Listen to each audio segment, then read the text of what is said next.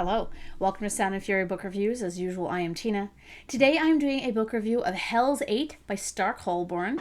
This is a 2023 book. It's coming out this week, I believe, from Titan. It's a sci-fi, and I received a copy of the novel in exchange for a fair review, as I am part of the book tour for the book. Yay! Thank you so much, Titan, for including me. I was very excited because I am a big fan of Ten Lo, which is the first book in this duology or series. I'm not sure if it's going on after this or not. I kind of hope it is. So, an amazing sequel that lives up to the first novel. Hell's 8 is a riveting, action-packed story with a tortured heroine and wonderful, diverse side characters. Given this is a sequel to Ten Lo, there are spoilers for that book in this review and in the synopsis. Ten Lo is amazing though, so if you like gritty sci-fi action, you should definitely check it out because it's so much fun. It is so much fun. Here it is again. The cover's really cool too. So what is this one about?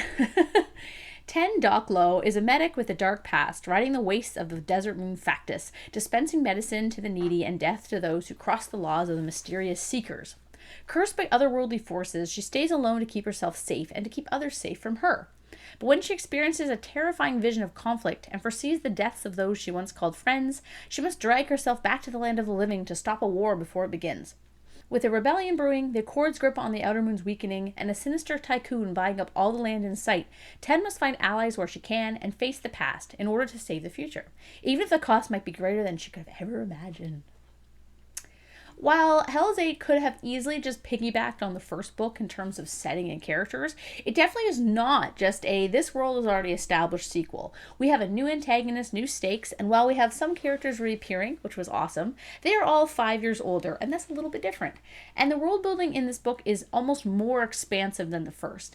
In Ten Lo, we are given enough of a backstory to set the scene and explain Gabby, but it felt like Factus existed as this kind of abandoned penal colony of sorts, whereas in Hell's 8, we're shown not only how and why this dumpy planet is important to the universe at large, but we see other places too.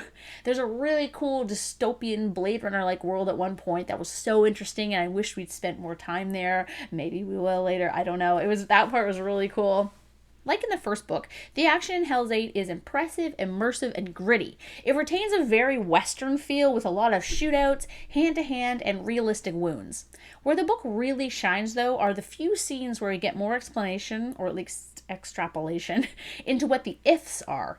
It gives an almost fantastical element to the story that paradoxically serves to ground the action even further. It's really well done, it's very well balanced. The characters are fantastic and fun and lovable. I'll never get over the cleverness of the name Gals for one of these gangs of women. I loved the addition of a journal by one of the characters from the previous book, which helped explain a lot of things about book 1 and the world itself. Ten, as usual, was a conflicted woman who wants to be moral but keeps getting dragged into these crappy situations where she has to make hard choices.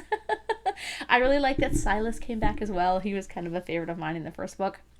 One thing I will say is that this book needed more Gabby. I was kind of sad that she was no longer a kid, as she was hilarious as like a preteen, but I also really like the dynamic between her and Ruth.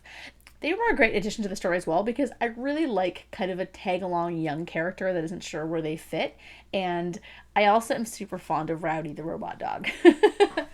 The prose is wonderfully descriptive and full of evocative yet grounded metaphors, with lines like a fresh smell of wet green branches that makes my body cry out for mist and leaves and forests, and lines like my eyelids are steel doors that I have to heave open. These lines may be altered or removed in the final printing as I read an arc, but I had to include them because they're so good. On top of being an extremely quick read, I absolutely flew through it because I have no self-control when it comes to books that I love, and I mean I also don't have control when it comes to pizza and some other things, but still. It also carries a theme about predetermination versus destiny and what that means about the choices you make. What choices do we really have sometimes? And how much blame are we allowed to place upon ourselves for mistakes that are sometimes the result of all outside forces? Overall, a fantastic novel that I really, really could not put down. It is so much fun. I absolutely loved it. If you love gritty action and if you've read Ten Lo, definitely check out Hell's 8. The sequel is well worth it. And I really hope there's more. So yeah, thanks for watching, and thank you again to Titan and the author for putting me on the book tour. I really enjoyed it. I love being part of book tours. I feel so special. Oh my god. Anyway, thank you.